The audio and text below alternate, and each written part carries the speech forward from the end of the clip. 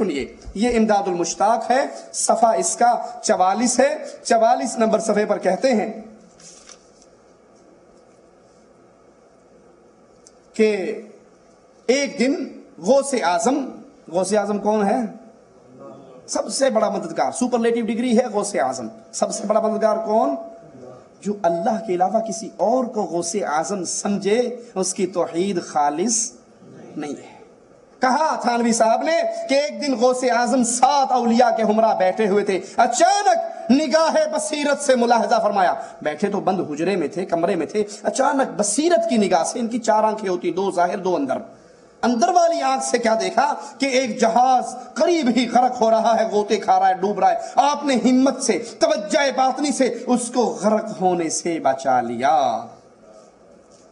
اس کو غرق اور تباہ ہونے سے بچا لیا۔ رسول اللہ صلی اللہ علیہ وسلم پر جب پتھر برسائے جا رہے تھے طائف کے اندر، تو آپ نے اپنی توجہ ہمت باطنی سے ان پتھروں کا رخ کیوں نہیں موڑ دیا؟ اس نے تو ڈوبتے ہوئے پورے جہاز کو نظر سے اٹھا کر لہروں سے باہر نکال لیا۔ یہ اختیار جو چاہے کر گزرے، یہ اختیار بزرگوں کا نہیں ہے، یہ اختیار کس کا ہے؟ مالکوت کل شیء، ہر چیز کا مختار کل صرف ایک اللہ ہے۔ کہا نہیں، ہمارے جو یہ بزرگ تھے انہوں نے ڈوبتے ہوئے جہاز کو دیکھا، فوراً توجہ کی، نگاہ ڈالی، اور نگاہ کا ڈالنا تھا کہ وہ ڈوبا ہوا جہاز فوراً پانی پہ آ گیا۔ ان کی نگاہوں میں کمال کتنا ہوتا ہے ذرا سنیے۔ تھانوی صاحب کہہ رہے ہیں، عام بندہ کہتا تو آپ شاید ہنستے کہ کسی کا لطیفہ سنا دیا مولوی صاحب نے، یہ حکیم الامت فرما رہے ہیں، صفحہ 157 ہے۔ کہتے ہیں ہمارے حضرت حاجی صاحب سے سنا میں نے کہ ایک بزرگ مشغول بحق بیٹھے ہوئے تھے۔ مشغول بحق سمجھتے ہیں؟ حق سے مراد اللہ، یہ مشغول تھے، اللہ کے ساتھ باتیں ہو رہی تھی۔ انٹرنیٹ تو اب آیا نا، یہاں پہلے سے رابطے چلتے ہیں۔ ایک بزرگ مشغول بحق بیٹھے ہوئے تھے، ایک کتا سامنے سے گزرا، غور کیجئے، یہ کتا شاہ بننے لگا ہے۔ ایک کتا سامنے سے گزرا، اتفاقاً اس بزرگ کی نظر اس کتے پر پڑ گئی۔ اس کتے پہ نظر پڑنے کا اتنا اثر ہوا کہ وہ کتا جہاں جاتا باقی کتے اس کے پیچھے پیچھے ہو لیتے، اور جہاں وہ کتا بیٹھتا باقی کتے حلقہ مریدی بنا کر اس کے ارد گرد بیٹھ جاتے۔ پھر تھانوی صاحب کہتے ہیں مسکرا کر فرمایا، وہ کتا کتوں کا شیخ بن گیا۔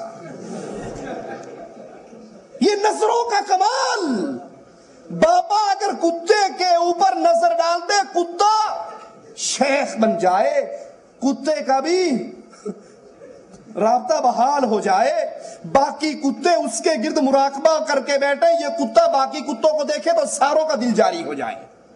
کہا بزرگوں کا عجیب اثر ہوتا ہے، عجیب برکت ہوتی ہے۔ ایک بزرگ کے پاس ایک کتا آنے جانے لگا تھا، اس کا نام انہوں نے کلوا رکھا تھا۔ ایک مرتبہ کئی دن ہوئے وہ نہیں آیا۔ بزرگ رقیق القلب ہوتے ہیں، اس کتے کے بارے سے، اس کتے سے بھی دل کی محبت تعلق ہو گیا تھا۔ دریافت کیا، فرمایا کہ بھئی کلوا کئی دن سے نہیں آیا۔ انہوں نے تو ویسے ہی کہا تھا، اور مریدین معتقدین اس کی تحقیق و تلاش کے درپے ہو گئے۔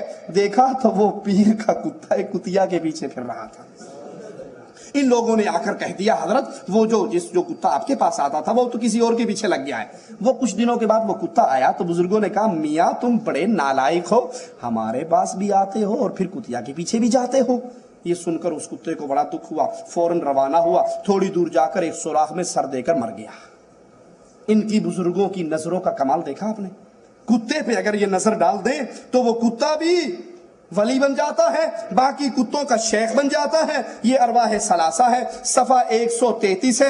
133 پر یہ نظروں کا کمال اور نظروں کے ذریعے ہدایت، آپ نے سنا ہوگا نا، نگاہ مرد مومن سے بدل جاتی ہیں تقدیریں، نگاہ مرد مومن سے بدل جاتی ہیں تقدیریں۔ ہم کہتے ہیں گر نگاہ مرد مومن سے بدل جاتی ہیں تقدیریں، مجاہد میدان میں کیوں لے کر جاتا ہے شمشیریں؟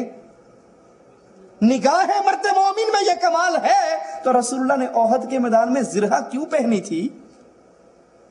نگاہ مرد مومن میں کمال ہے تو رسول اللہ نے احد کے میدان میں صحابہ کی ایک جماعت کو اس پہاڑی کے درے پہ کیوں بٹھایا تھا؟ ایک نگاہ ڈالتے اور سب الٹے ہو جاتے۔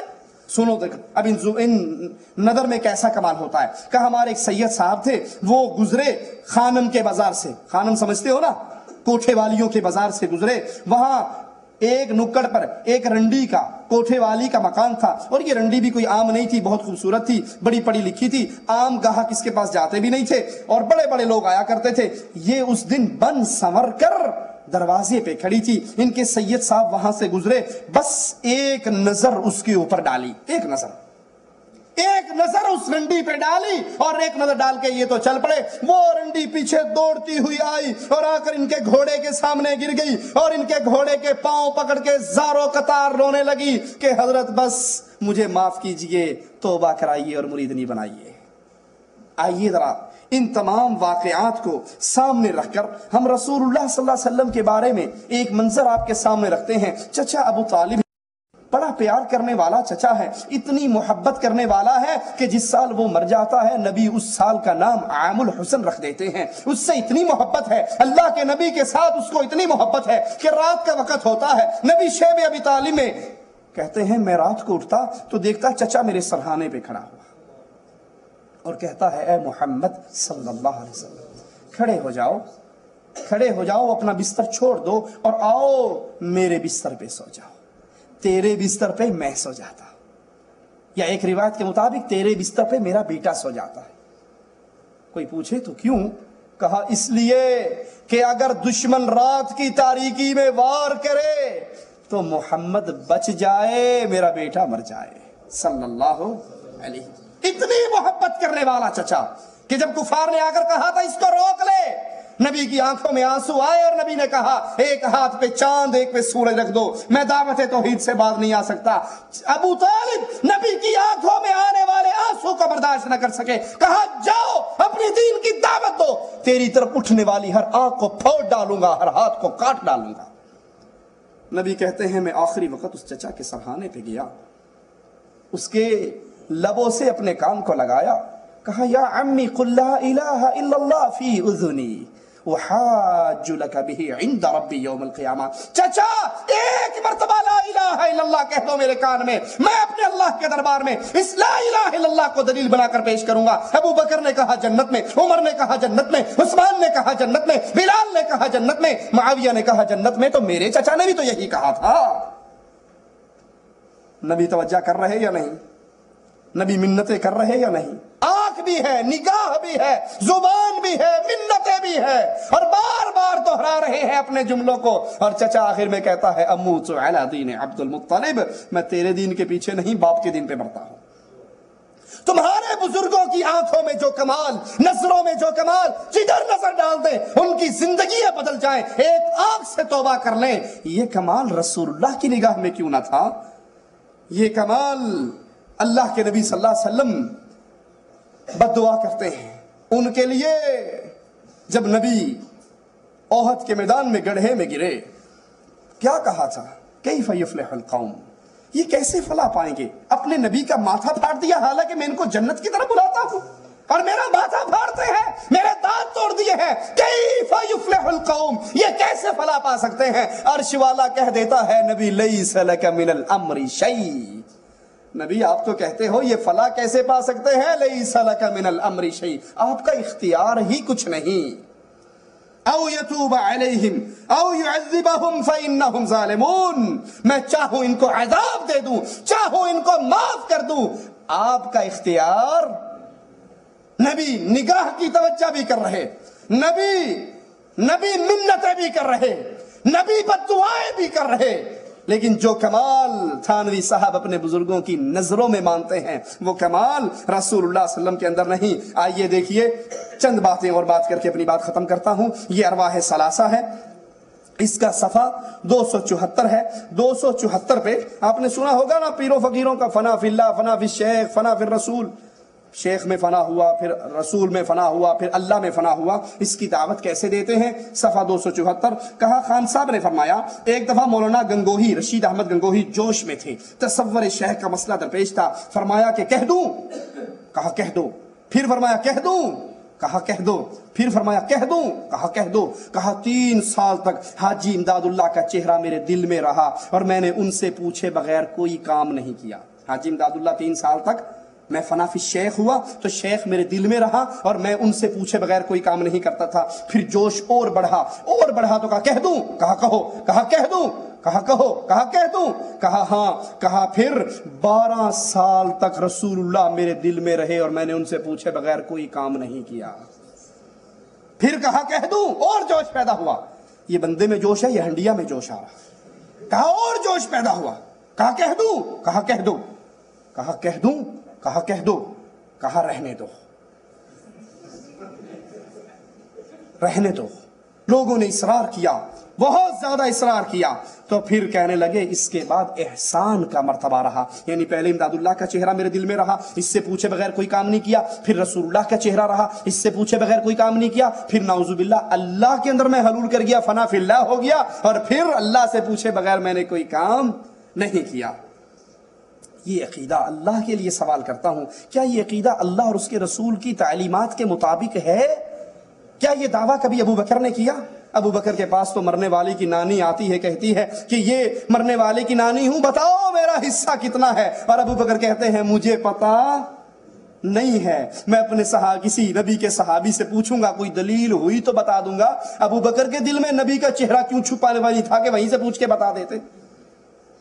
یہ ہمارے ہاتھ میں بہشتی زیور ہے, اس کا 8واں حصہ, 8ویں حصے کا صفحہ نمبر 41 ذرا سنیے. کہتے ہیں کہ ایک بزرگ بیان کرتے ہیں, ہمارے پیر کی مریدنی تھی, اس کا بیٹا سکول میں پڑھنے گیا, استاد نے کسی کام بھیجا, وہ پانی میں گرا اور ڈوب کر مر گیا. استاد کو خبر ہوئی, اس نے حضرت سری کے پاس خبر دی. سری سکتی اٹھے, اس مریدنی کے گھر چلے گئے اور اس کو صبر کی نصیحت کرنے لگے, اور یہ صبر کا مضمون بیان کیا. وہ بی بی مرید, پیر تو پیر, یہ پیرنی بھی بڑی سرکار شے ہے. وہ بی بی کہنے لگی بابا یہ صبر کی باتیں مجھے کیوں سنا رہے ہو؟ کہا تیرا بیٹا صبح ڈوب گیا تھا ایک جگہ پہ اور مر گیا ہے, اس کی تجھے تلقین کرنے آیا ہوں کہ صبر کر, اللہ سے اجر پا. کہنے لگی میرا بیٹا؟ کہا ہاں تیرا بیٹا. کہا میرا بیٹا کبھی نہیں ڈوبا. یہ کہہ کر کہا چلو اس جگہ پر جہاں میرا بیٹا ڈوبا تھا. وہ صبح کا ڈوبا ہوا, شام ہو گئی اور یہ اس کو پکڑ کے لے آئی. وہاں پر پہنچ کے اس لڑکے کا نام زار تھا, دریا کے کنارے پہ کھڑے اور کہا زار. اس نے امام غائب کی طرح سر نکال کر کہا جی اماں جان. کہا چل چلیے کر لوں. اشرف علی تھانوی, بہشتی زیور, 8واں حصہ, صفحہ نمبر 41. صبح کا ڈوبا ہوا, رات ہو گئی, اس نے کہا زار. اس نے سر باہر نکالا, جی اماں جان. کہا کر چلیے. باہر آ گئی, گھر چلے گئے. کرنا اس عورت پہ جو مصیبت آنے والی ہوتی ہے, مصیبت کون بھیجتا ہے؟ اللہ بھیجتا ہے نا. کہا اس عورت پہ جو مصیبت آنے والی ہوتی ہے اس کی اس کو پہلے سے خبر کر دی جاتی ہے, لیکن اس مصیبت کی خبر نہیں کی گئی. تو خبر کون کرتا ہے؟ تو اللہ بھول گیا نا, اس نے خبر نہیں کی, اس لیے وہ زندہ ہو گئی. کہا اس پر مصیبت آتی ہے تو وہ فوراً اس کو اطلاع کر دی جاتی ہے, اور اس دفعہ اس کو وہ اطلاع نہیں دی گئی. یہ اشرف السوانے ہے. اس اشرف السوانے کا صفحہ نمبر 15 ہے. یہاں پر بھی مردے زندہ ہو کر آ رہے ہیں. کیسے ذرا سنیے. تھانوی صاحب کہتے ہیں پردادا قافلے کے ساتھ جا رہے تھے, راستے میں ڈاکوؤں نے حملہ کیا, وہیں پہ مر گئے, وہیں دفن ہوئے.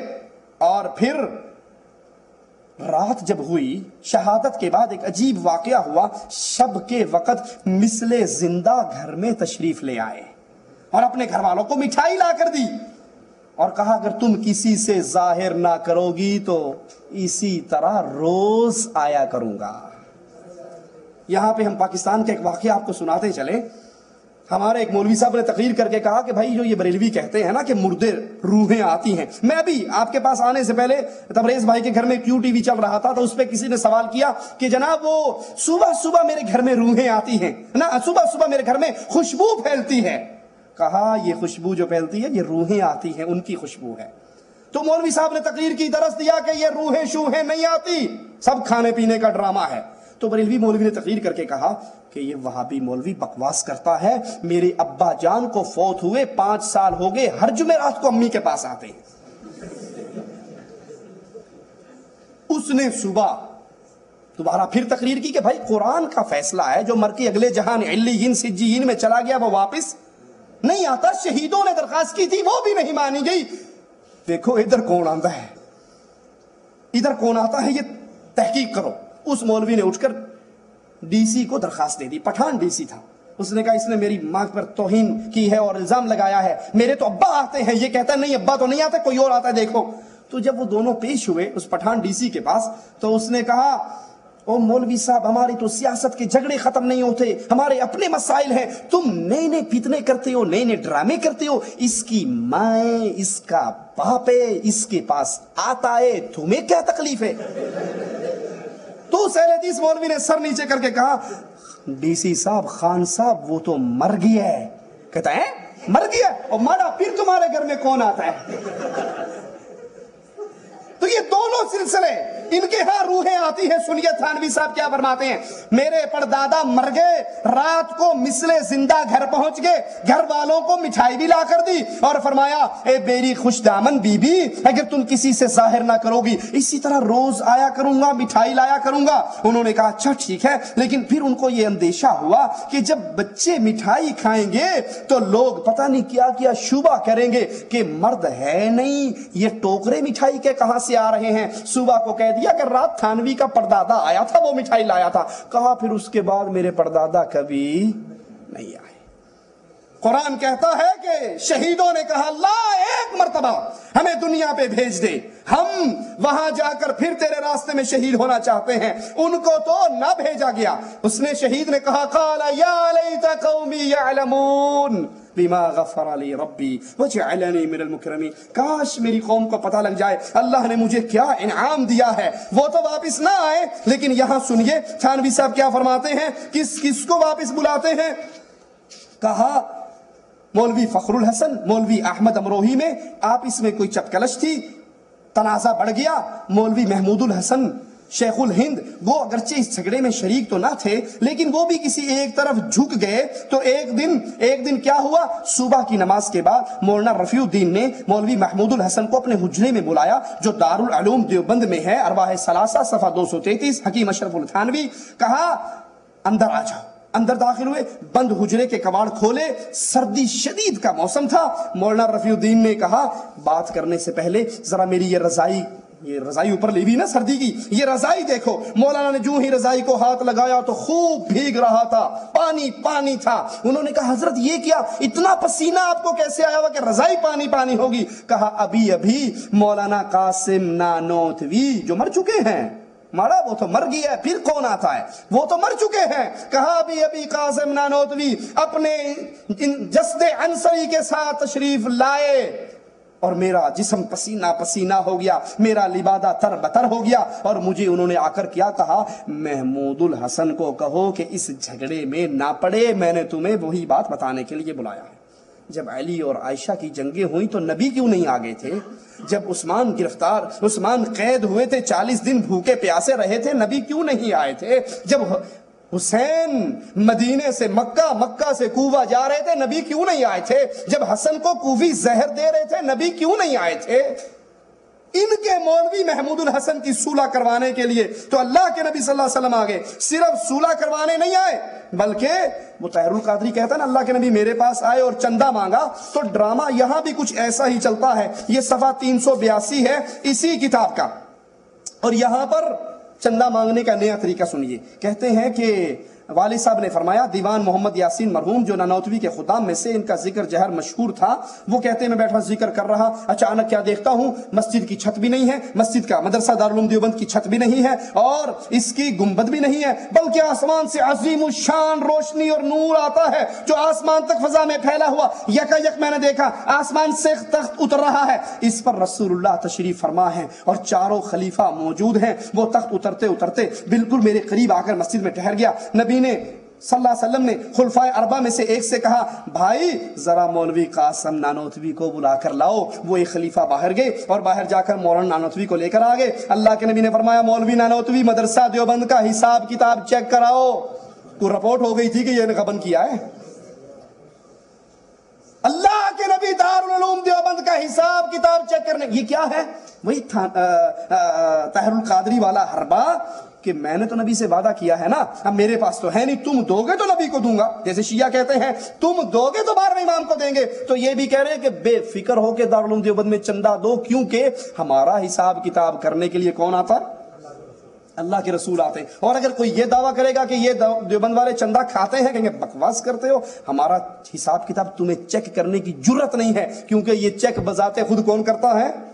وہ میلاد میں دیکھا نا کرسی سجی ہوئی ہوتی ہے، کسی نے کہا بھائی یہ کرسی کیوں سجی ہوئی، بیٹھ جاؤں، کہا گستاخ یہاں تو رسول اللہ آ کر بیٹھیں گے. اس نے کہا اچھا ٹھیک ہے، جب آئیں تو مجھے دکھانا، میں بھی ذرا زیارت کر کے صحابی بن جاؤں. کہا تو وابی بے ایمان، تیری آنکھ بڑی گستاخ ہے، دیکھ ہی نہیں سکتی. اس نے کہا میں آنکھ بند کر لاں گا، میرا ہاتھ لگا دے اجے، میری آنکھیں بند ہو جائیں گی، میرا ہاتھ لگا دینا یہ رسول اللہ. تو کہا کہ اللہ کے نبی آئے اور کہنے لگے مولوی قاسم ننوتوی لاؤ دارالعلوم دیوبند کا حساب کتاب چیک کرواؤ. حضرت نے کیا حاضر، اور فوراً حساب کتاب بتلانا شروع کر دیا، ایک ایک پائی کا حساب دیا. رسول اللہ کی خوشی اور مسرت کی انتہا نہ رہی، بہت خوش ہوئے اور فرمایا اچھا مولانا اب ہمیں اجازت ہے. آپ نے عرض کی جو آپ کی مرضی مبارک ہو. اس کے بعد وہ تخت آسمان کی طرف عروج کرتا ہوا نظروں سے غائب ہو گیا. خواب کی بات نہیں، یا باقاعدہ تخت آ اور جا رہے ہیں، حاضر ناظر ہیں.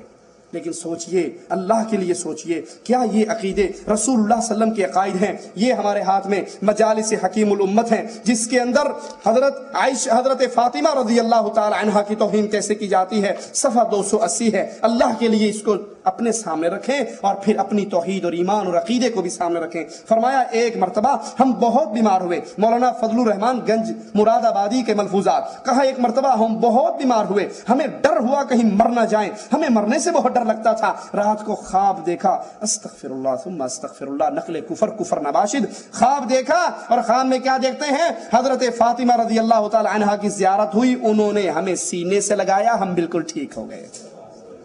یہ عقیدے کتاب اللہ اور سنت رسول اللہ صلی اللہ علیہ وسلم کے خلاف ہیں.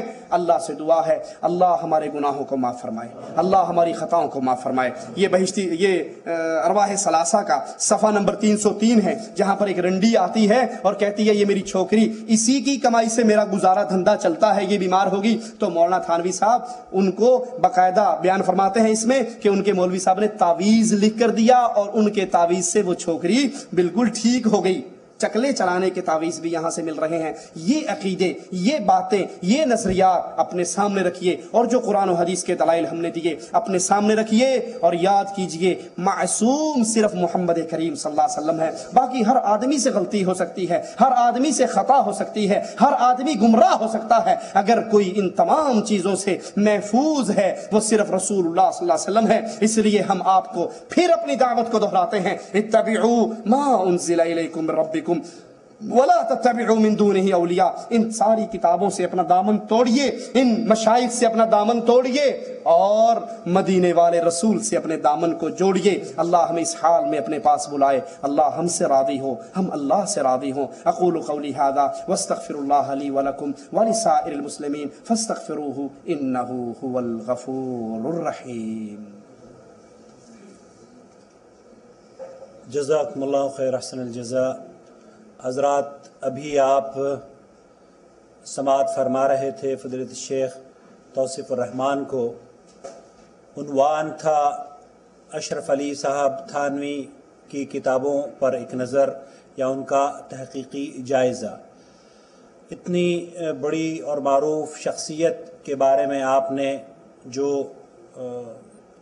درس میں سنا ہے، اسے سن کر یقینی بات ہے کئی چہرے عجیب و غریب کیفیت میں پریشانی کی حالت میں ہو رہے ہوں گے. اور جہاں یہ پیغام ہمارا ٹی وی کے ذریعے یا آڈیو کیسٹس کے ذریعے، وی سی ڈیز کے ذریعے پہنچ رہا ہوگا، ان لوگوں کی بھی کیفیت کچھ اسی طرح کی ہو جائے گی، جو کہ ان تمام چیزوں سے اگر وہ اتفاق نہیں رکھتے ہیں تو.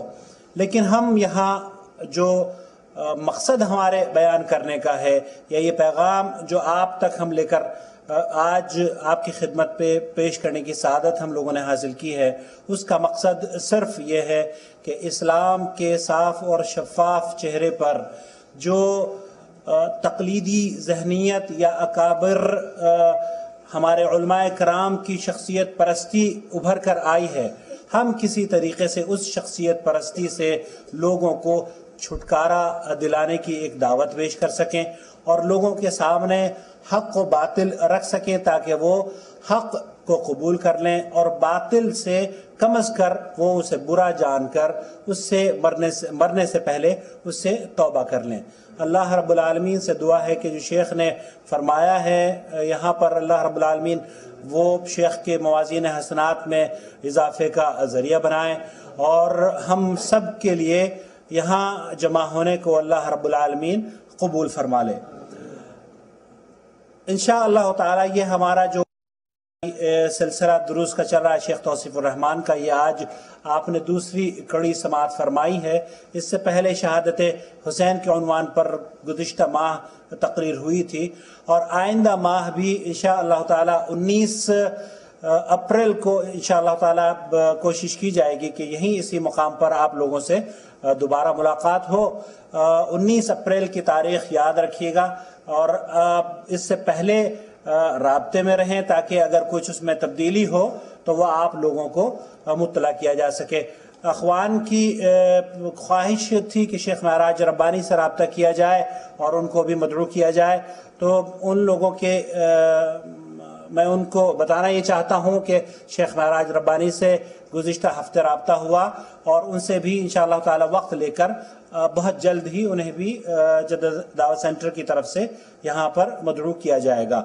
اب سوال و جواب کی نشست کا آغاز کرتے ہیں۔ آپ لوگوں کے پاس اگر کوئی سوال ہوں اور خاص طور پر اس ٹاپک سے ریلیٹڈ، تو براہ کرم وہ ہمارے سامنے پیش کر دیں تاکہ ہم شیخ کی خدمت میں وہ رکھ سکیں۔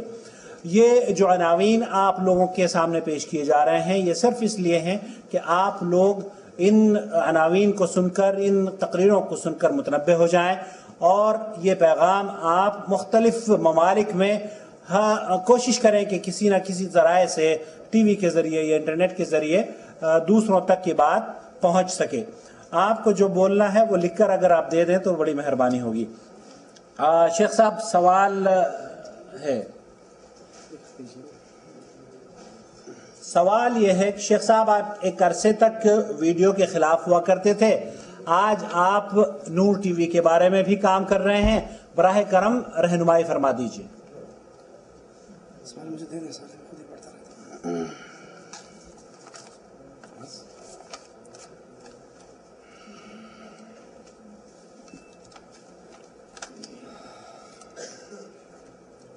حقیقت یہ ہے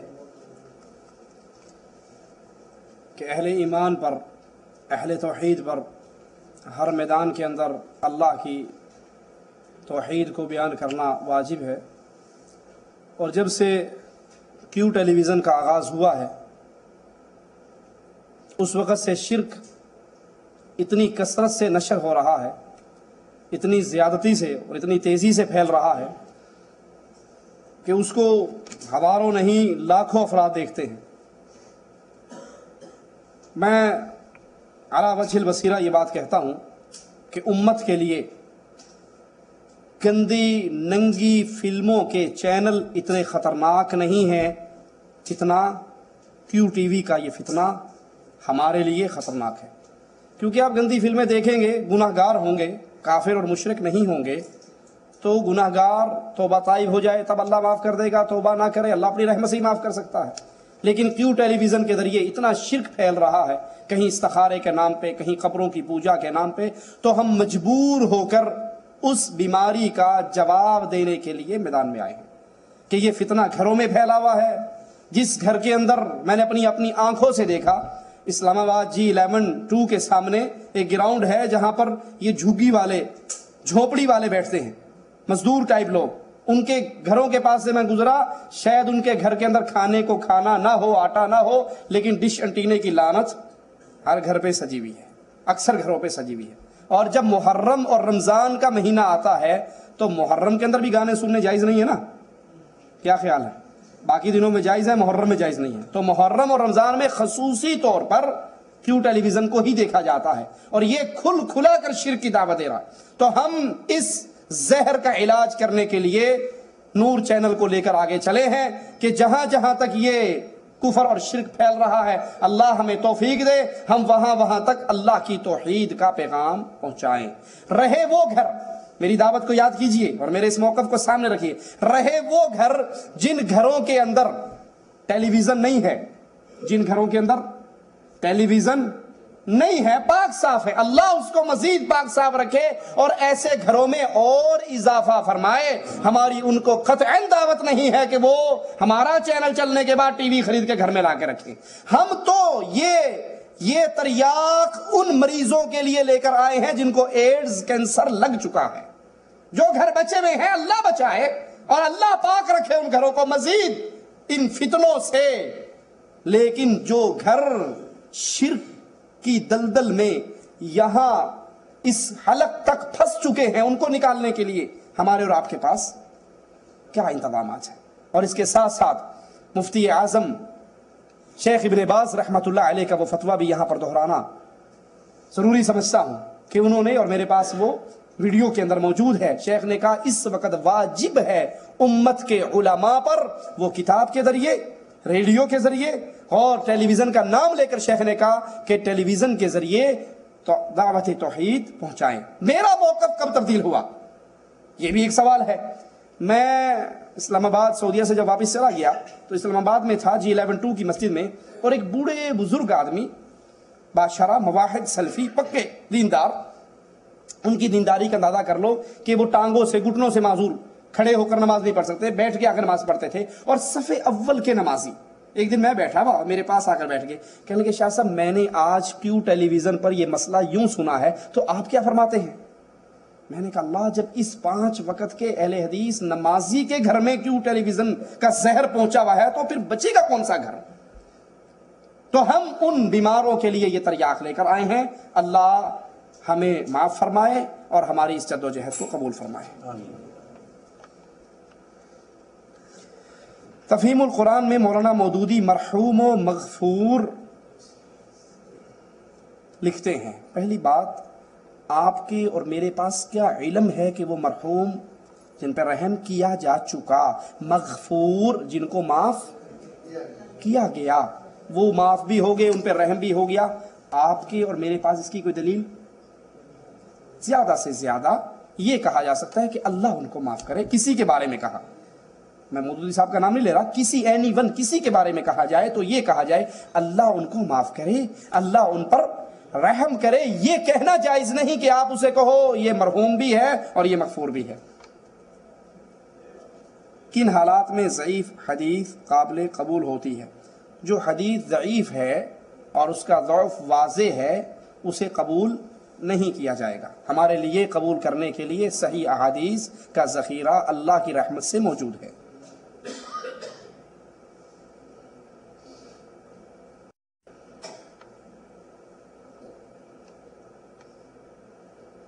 کئی سندوں سے ایک بات کا نقل ہونا اس کے ضعف کو بڑی حد تک دور کر دیتا ہے۔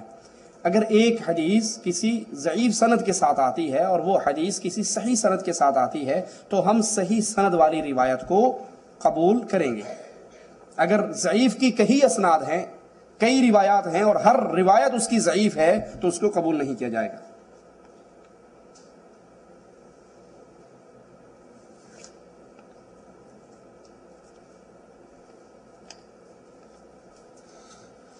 براہ کرم آپ ہمیں نصیحت فرمائیں، کیا ہم ضعیف احادیث پر عمل کریں؟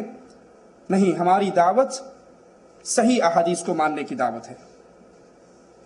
کیا نور ٹی وی کے لیے ہمیں تعاون کرنا چاہیے؟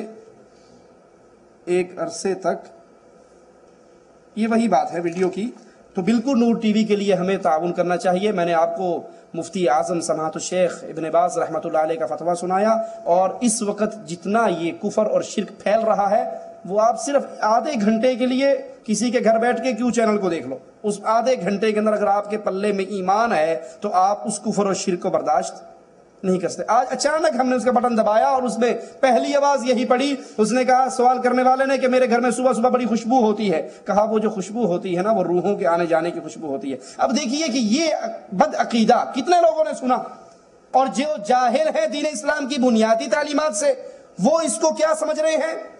کیو ٹی وی سے مراد قرآن ٹی وی، ہم بھی اس کو کیو ٹی وی مانتے ہیں، قرآن ٹی وی نہیں۔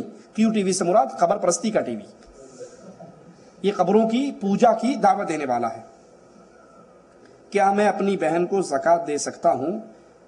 آپ کی بہن شادی شدہ ہے، اپنے خامند کے ساتھ رہ رہی ہے، اس کا نان نفقہ آپ کے ذمے نہیں ہے، تو آپ اپنی زکوٰۃ میں سے اپنی بہن اور بہنوئی کا ان پہ کوئی قرض ہے یا وہ زکوٰۃ لینے کے قابل اس لسٹ میں ہیں تو دیے جا سکتا ہے۔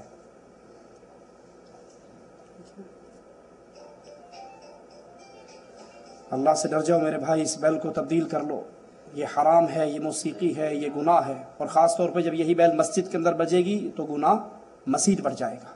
اپنے موبائل کے بارے میں اللہ سے ڈرو اور صرف وہ بیل رکھو جو سادہ ہو، جو جس میں ساز نہ ہو۔ اللہ کے نبی فرماتے ہیں میں ساز کے آلات کو توڑنے کے لیے آیا۔ یہ ساز دلوں میں نفاق پیدا کرتا ہے۔ شیعہ مسلمان ہیں یا نہیں، یہ اگلے آپ 19 تاریخ کو آئیے، 19 تاریخ کا بھائی نے اعلان کیا ہے، آپ اس کو آئیے، ہم ان کی کتابوں سے عقائد آپ کو سنائیں گے، پھر فیصلہ دے دینا۔ جس بندے کے عقیدے میں شرک ہے اور شرک اکبر ہے، شرک اکبر کرتا ہے، اس کی دعوت دیتا ہے، وہ مسلمان نہیں ہے۔ اور شیعت شرک اکبر کرتی ہے، حضرت علی کو، حضرت فاطمہ کو، حسن و حسین کو اللہ والا مقام دیتے ہیں، ان کو مشکل کشا اور حاجت روا سمجھتے ہیں۔ جس کے عقیدے میں شرک اکبر آ جائے وہ دین اسلام سے ایسے نکل جاتا ہے جیسے گوندے ہوئے آٹے میں سے بال نکل جاتا ہے۔ اللہ ہو کا ذکر کیا قرآن و حدیث سے ثابت ہے جبکہ اس کا اظہار دل میں ہو؟ یہ شاید اس قرآن میں ہو جو امام غیب کے پاس ہے۔ جو ہمارے پاس قرآن اللہ کا اتارا ہوا ہے اس میں ہے اللہ ہو کا ذکر، صرف اللہ ہو، اور پھر یہ اس کی ٹونز بدلتی رہتی ہیں، اللہ ہو ہو ہو اللہ ہو، اللہ کا الف سمجھ آئے گا اور ہو کی واو سمجھ آئے گی، اللہ ہو۔ پھر جس طرح انہوں نے بھائی نے کہا کہ اس کا اظہار دل میں ہو، یہ ترقی کرتے کرتے لائٹیں بند ہوتی ہیں اور پھر اس کا ضرب دل پہ لگائی جاتی ہے، پھر سانس سے، اور بالآخر انسان کا دماغ ایسا پھرتا کہ مینٹل ہو جاتا ہے۔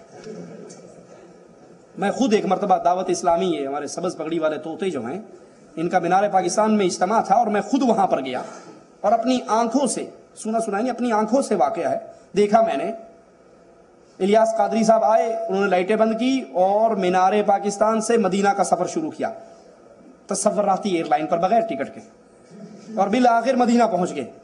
اور پھر انہوں نے ذکر کروایا المدینہ، چل مدینہ، آج نہیں تو کل مدینہ۔ اب ذکر کرتے کرتے کرتے اب وہ سر ماریں گے نا، جب آپ اچھا بھلا صحت مند آدمی 10 مرتبہ سر مارے تو گھومتا ہے، اور جس طرح وہ سر مرواتے ہیں بس پھر وہ گھومتے ہیں اور گھومتے گھومتے پھر کھڑے ہو کر ڈانس شروع ہوتا ہے۔ واللہ ایک میرے سامنے بیٹھا ہوا اور وہ المدینہ چل مدینہ کا ذکر کر رہا، اور ایسا اس کا سر گھوما، اس نے دوڑ لگائی اور میں نے مکہ بنا لیا۔ میں نے کہا یہ آئے صحیح میرے پاس، یہ آئے گا میں اس کی پسلی میں ماروں گا۔ اور وہ جب آیا، ٹینٹ کی رسی لگی ہوئی تھی اور وہ اس کے سینے تک، یہاں تک، وہ دوڑا، انتھا ہوا بیچارہ، چکر چڑے میں میٹر ہوا ہے، آیا تو اس کے یہ لگی، اس نے الٹی کلبادی کھائی، نیچے گرا، کہتا آئے مدینہ۔ تو یہ سارے ڈرامے صوفیت کے ذکر نہ اللہ کے قرآن سے ثابت ہیں، نہ رسول اللہ صلی اللہ علیہ وسلم کی حدیث سے ثابت ہیں، بلکہ یہ ہندوؤں کے بنائے ہوئے طریقے ہیں جس کے اوپر ہم نے اسلام کی چادر چڑھا لی ہے۔ جزاکم اللہ خیر۔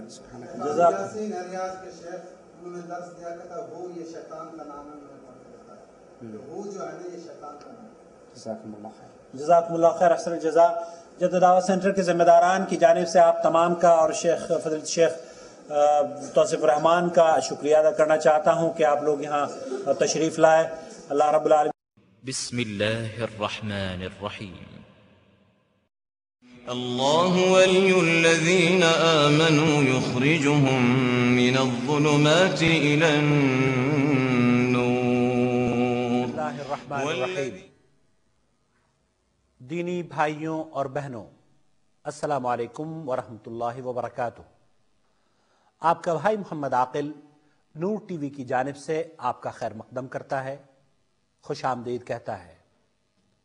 حضرات، یہ بات آج کسی سے مخفی نہیں کہ اس وقت دین اسلام کو اپنوں اور بیگانوں کی طرف سے طرح طرح کے چیلنجوں کا سامنا کرنا پڑ رہا ہے۔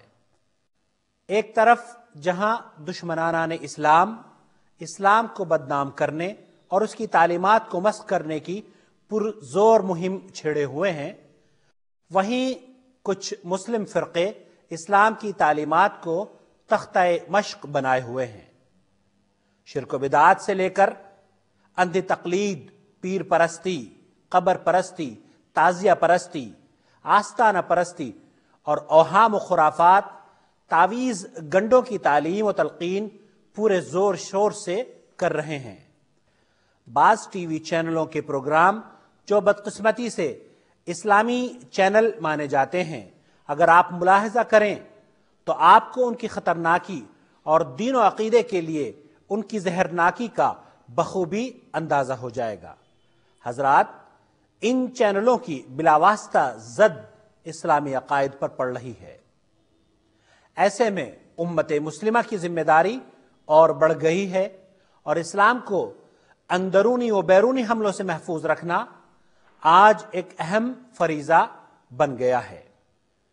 ٹی وی جو شہروں اور قصبوں میں آج ہر گھر میں موجود ہے، حد تو یہ ہے کہ جن گھروں میں چھت سلامت نہیں، روزی روٹی کا مسئلہ نہایت ہی سنگین ہے اور افراد تعلیم یافتہ نہیں، ایسے گھرانوں میں بھی ٹی وی چینل کے ذریعے شر پھیلائی جا رہی ہے اور ٹی وی ان گھروں میں بھی موجود ہے۔ حضرات، میڈیا کے اس ترقی یافتہ دور میں مستقبل میں اس میں اضافے کی ہی امید ہے۔ ایسے میں اندرونی و بیرونی حملوں کے دفاع کے لیے انسانوں، خصوصاً مسلمانوں تک اسلام کی سیدھی سچی اور کتاب و سنت سے مؤید بات پہنچانے کے لیے کسی ایسے ٹی وی چینل کی ضرورت محسوس کی جا رہی ہے جو شرک و بدعات کو بے نقاب کرنے کے لیے وجود میں آئے۔ انہی مقاصد کے حصول کے لیے ہم نے دہلی میں ایک نور ویلفیئر ٹرسٹ قائم کیا ہے، اور ہم جدوجہد کر رہے ہیں کہ امت مسلمہ کی ہدایت کے لیے اسلام کے صاف اور شفاف چہرے سے گرد و غبار صاف کرنے کے لیے اپنے گھروں کو بدعقیدگی پر مبنی پروگراموں سے نجات دینے کے لیے راسخ علماء کرام کی تقاریر مختلف عناوین پر وی سی ڈیز کے ذریعے تیار کرائی جائیں اور انہیں مختلف وسائل اور مختلف ذرائع ابلاغ کے ذریعے عام کیا جائے۔ حضرات، ہم نے اسی لیے نور ٹی وی کے نام سے کام کا آغاز بھی کیا ہے، تاکہ مستقبل میں ہم آپ تک خیر لے کر اسی طرح پہنچ سکیں جس طرح آج آپ کے گھروں میں شر دستک دے رہی ہے۔ ہم آپ کی خدمت میں اس پیغام کے ذریعے یہ درخواست لے کر حاضر ہو رہے ہیں کہ اگر آپ ہمارے نظریات سے متفق ہیں تو ان تقاریر کو جو نور ویلفیئر ٹرسٹ کے ذریعے آپ تک پہنچ رہی ہیں، براہ کرم نشر کرنے میں تعاون فرمائیں۔ اپنے گھروں میں، علاقوں میں کیبل نیٹ ورک کے ذریعے ان پیغامات کو عام کیجیے اور دنیا کے سب سے بڑے جھوٹ، شرک کا مقابلہ کرنے کے لیے معاشرے میں بیداری پیدا کیجیے۔ ایک شخص بھی اگر آپ کی جدوجہد سے ہدایت یافتہ ہو گیا تو ممکن ہے ہماری شاید بخشش کا وہی ذریعہ بن جائے۔ ہم آپ کے قیمتی مشوروں اور تعاون کے منتظر ہیں۔ ہم سے رابطہ کرنے کے لیے براہ کرم ان پتوں کو نوٹ فرما لیجئے: Noor welfare trust, 26A DDA flats, Mata Sundari road, new Delhi. Mobile number note فرما لیجئے: 9810183390۔ جدہ میں محمد عاقل، فون نمبر 0504686317۔ براہ کرم ہماری ویب سائٹ نوٹ فرما لیجئے: www.noortv.com۔ ہم سے ای میل پر رابطہ کرنے کے لیے ای میل نوٹ فرما لیجئے: info@noortv.com۔ دوسری ای میل muhammadaqil@hotmail.com، mohammedaqil@hotmail.com۔ والسلام علیکم ورحمۃ اللہ وبرکاتہ۔